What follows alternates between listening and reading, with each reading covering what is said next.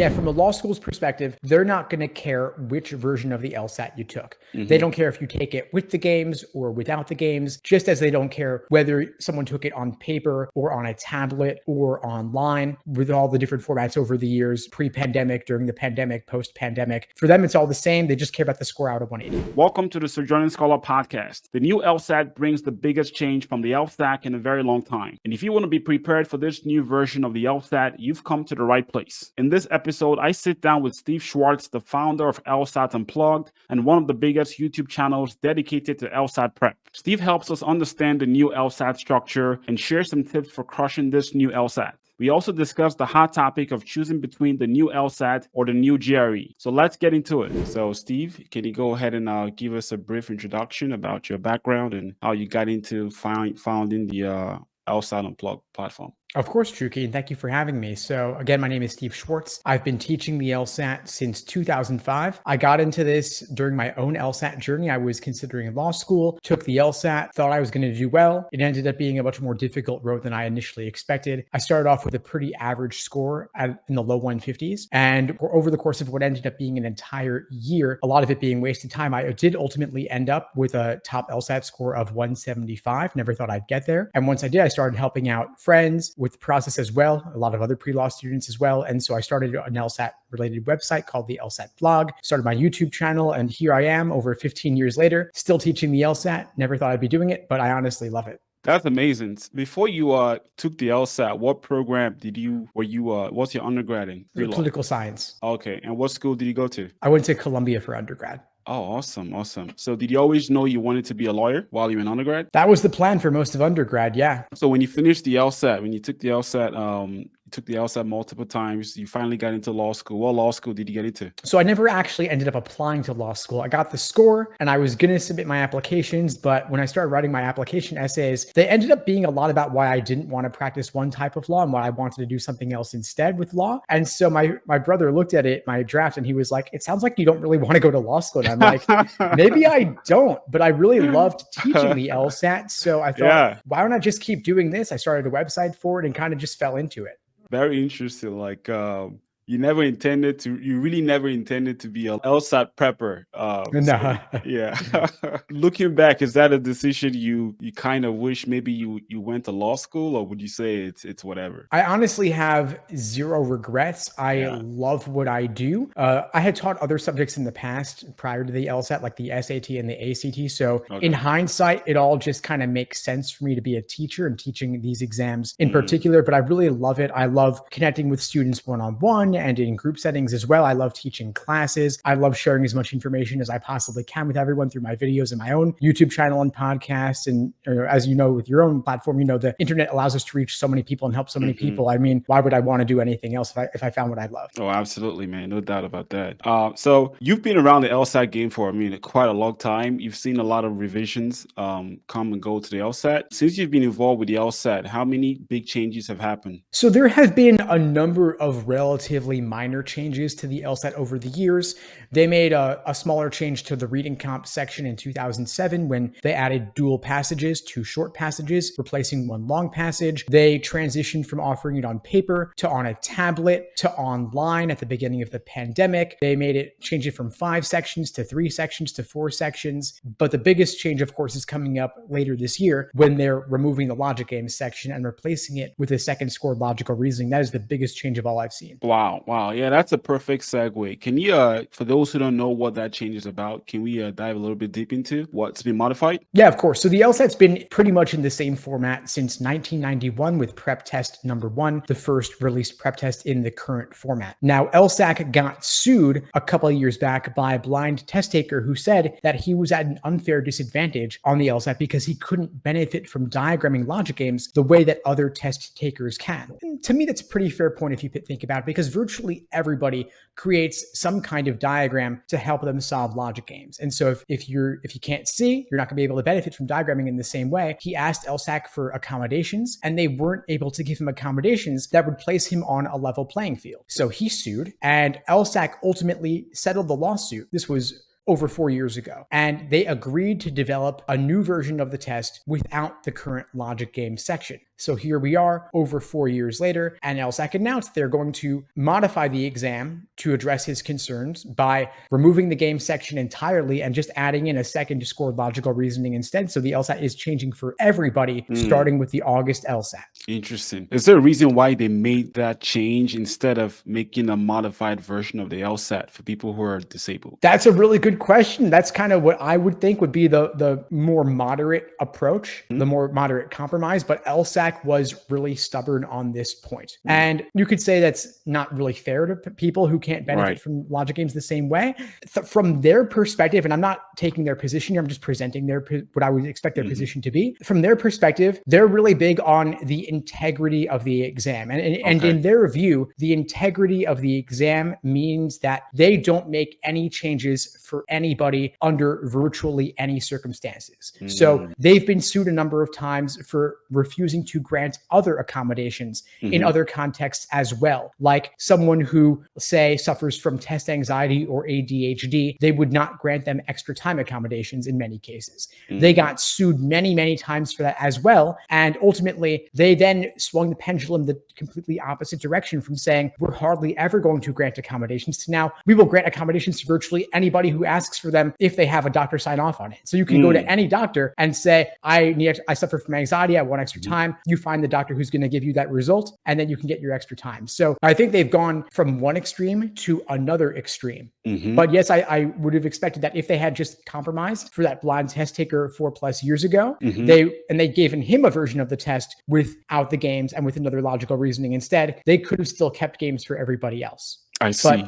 they didn't want to make the change just for a small number of people. They were really stubborn, and now it's changing for everybody, which I think is a very big radical change. Wow. But from what they report, they say that it's going to be a roughly equivalent exam, which that makes me think, why'd they ever have games in the first place? If logical reasoning just is good, why did you ever have it at all? And why were you so stubborn before? So I don't know, but it is what it is. So a lot of folks are going to be taking a very different exam later this year. I see. Okay. And in terms of like how this will be assessed by admissions, law school admissions offices around the country, there is no fair advantage that you took the logical reasoning based LSAT or the logic games LSAT versus an LSAT that has no logic games, right? Yeah, from the law school's perspective, they're not going to care which version of the LSAT you took. They don't care if you take it with the games or without the games, just as they don't care whether someone took it on paper or on a tablet or online, with all the different formats over the years, pre-pandemic, during the pandemic, post-pandemic. For them, it's all the same. They just care about the score out of 180. Okay, I see. And it's not adaptive, is it? Is any section adaptive? Okay, it's not. Okay, just the standard. And what's the new breakdown in terms of duration on each of the sections? So with standard timing, meaning someone who does not have extra time, it's going to be 4 35-minute sections with a 10-minute break between sections 2 and 3. So you're looking at roughly 2.5 hours in total. Okay. And what's the sequence of the sections going to be? They could be in any order. So you could be getting logical reasoning first. Somebody else gets reading comp first. If you're taking it before the change, you might get logic games first. So they're scrambled up, which means if you're studying and taking practice tests, you want to study with a variety of orders of different sections. So you want to mix it up, and whatever your worst case scenario is, take it with that just in case so that you're ready for anything. Okay, I see. Section by section, what are some prep strategies that you've seen to be like tried and tested over the years? Yeah, of course. So a big thing I would recommend for students is that they consider the order of difficulty in a section. So for example, logical reasoning, you have roughly 25 questions in the section, but they're not all of equal difficulty. They start off easy, they get harder as the section goes on. So you want to get through the easy questions really fast, build up a time bank that you can then apply to the tougher questions later in the section. This podcast episode is brought to you by the Funding Masterclass for International Students created by Sojourning Scholar. If you are struggling to find ways to fund your international education, you can now discover the secrets that allowed me to fund my education in the US, covering hundreds of thousands of dollars in my exclusive course, which you can sign up today for free at sojourningscholar.com/funding. In this course, you will learn the strategies and resources I and many international students have utilized to make their educational dreams in the US come true without breaking the bank. So don't miss this unique opportunity to learn how you can make your own study abroad dreams come true. Go to sojourningscholar.com/funding, linked in the description section below to sign up today. Once again, that's sojourningscholar.com/funding. When you look at the reading comprehension section of the LSAT, it kind of, a good amount of our audience are international students preparing for the LSAT. And what kind of disadvantages do you find that international students have that they have to overcome when preparing for the LSAT? A big issue would be the vocabulary, the fact that the passages are really dense. So you have these big, meaty paragraphs, like you're reading a scholarly journal of some kind. And so for someone who's a non-native English speaker, they might want to give themselves a longer prep timeline to get accustomed to the difficult vocabulary on the LSAT. And I'm not saying that anyone should go make a bunch of flashcards for this because the LSAT's not a vocabulary test, but just to get accustomed to reading more difficult, dense text. And for students in that position, I'm actually recommending that if they can, they take the LSAT before the change, because students who are non-native English speakers actually tend to do better on the logic game section because it doesn't have the same perceived ambiguities of language as logical reasoning and reading comp. Of course, if someone is planning on taking the LSAT a year from now, that's not going to help them. In that case, I just say give themselves a longer timeline. Just a longer timeline, you think, is tends to be what works best? Well, there are so many previously administered exams that if you can give yourself more time to work through more practice problems and read more of these difficult passages, then you can build those muscles so that whatever you see on test day will be like just another one of those same practice tests, because they recycle the same methods of reasoning, the same reading comp passage structures again and again and again. Oh, okay. I see. The logic games was part of the analytical reasoning section. And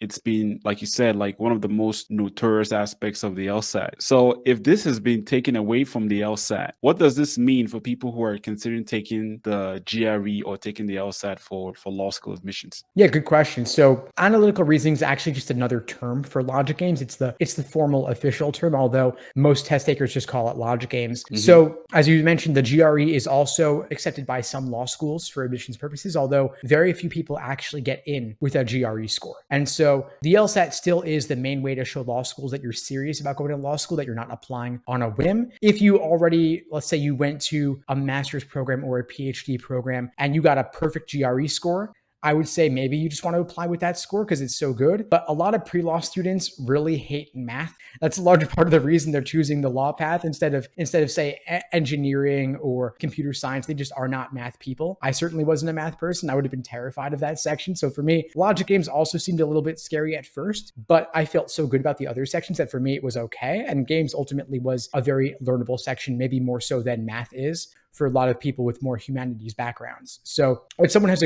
a top GRE score, I'd say maybe just apply with that. If you already have some legal background on your resume, you can show, just say that you're not just doing this on a whim. But for the vast majority of applicants, they're still going to want to take the LSAT.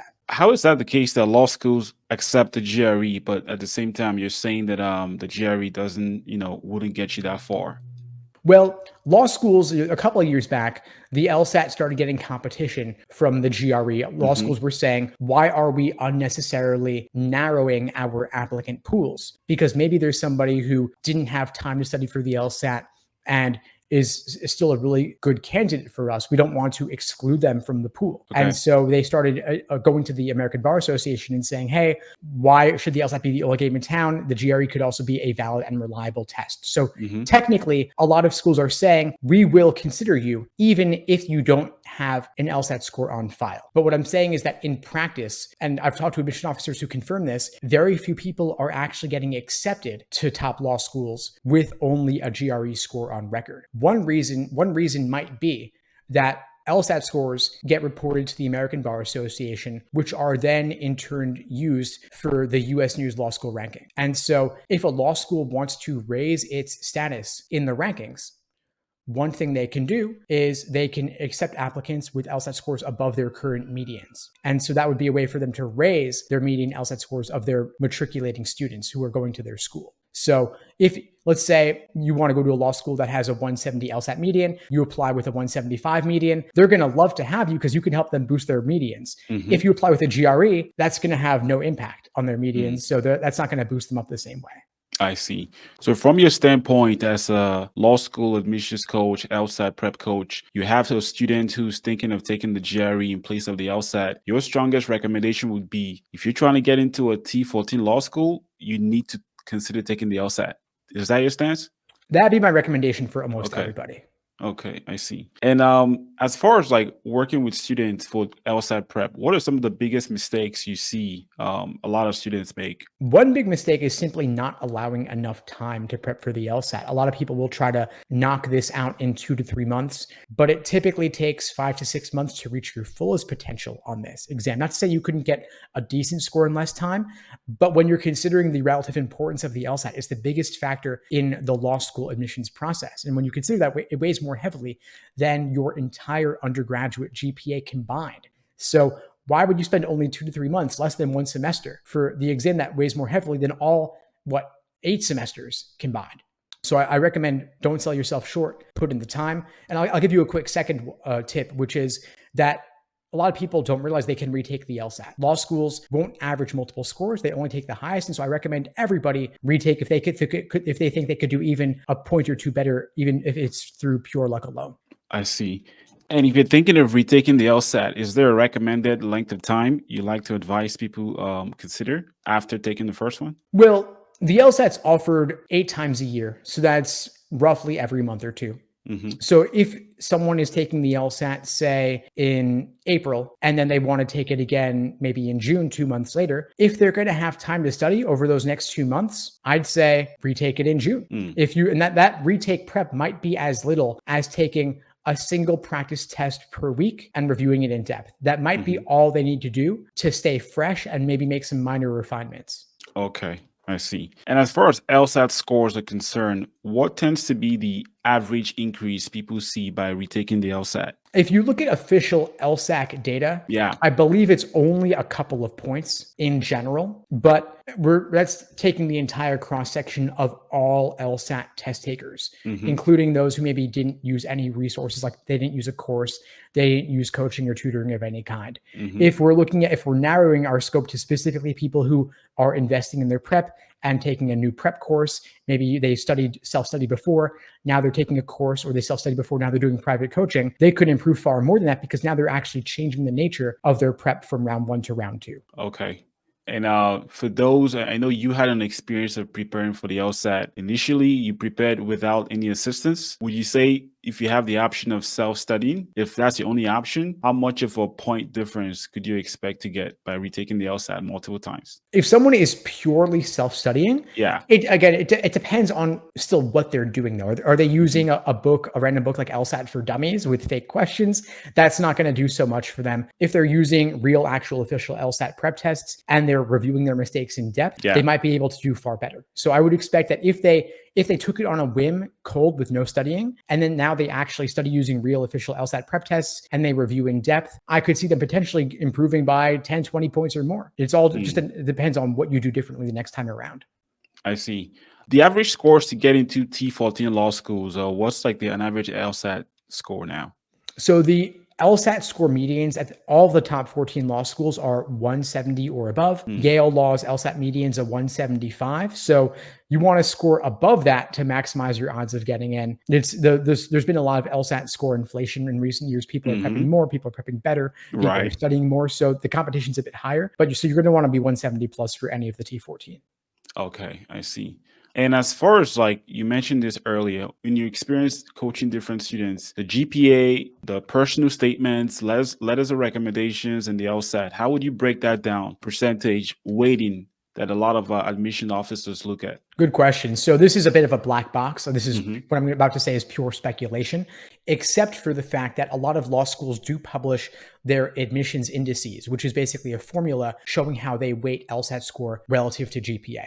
And almost every single one of the law schools that publishes their admissions indices shows they weigh LSAT score more heavily than GPA. So we can already say LSAT is a bigger factor than GPA. The process is extremely numbers driven overall. So because in part because of the US News rankings and the fact that the LSATs and GPAs are publicly available data due to the American Bar Association. So if I had to put a very, very, very rough ballpark guesstimate on this, I would say maybe something like 60 LSAT, 30 GPA, the various soft factors, which would include 10% application essays, resume, letters of rec, and interviews. And with the current admissions landscape for law schools, is there anything students should be aware of? I mean, seeing as the GRE is an option, and also seeing as the LSAT has also been modified, are we going to have a situation where a lot of people are going to be taking the LSAT because logic games are no longer there? They think it's easier, more competition. Is that something people should keep in mind going into 2024? That's a good question. I mean, I do think we're going to see a big split this year where a lot of people rush to take the LSAT with the logic games section before it's removed. We're also going to have a lot of people wait to take the LSAT until after games is removed because they don't want to take it with the games.